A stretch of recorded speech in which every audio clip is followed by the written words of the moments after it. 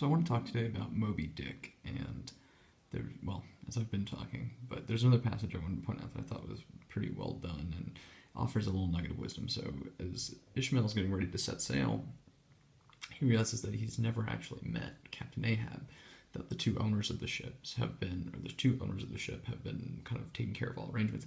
He hasn't seen the guy at all.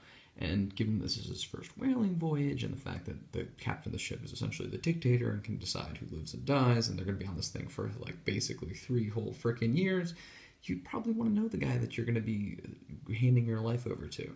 So he says, but he acknowledges that he's, not really that worried about this, and he says, the line is, and I love it, he says, but when a man suspects, any wrong, it sometimes happens that if he already be involved in the matter, or if he be already involved in the matter, he insensibly strives to cover up his suspicions, even from himself. In much this way it was with me. So this is interesting in that what he's describing is all too often what happens when you see this with Enron or with a large corporation or with government, any conspiracy or any area where people you wonder why did no one do anything? And it's like, well, when you're already vested in it, your brain or your mind is going to work to basically to convince yourself that it isn't really a problem.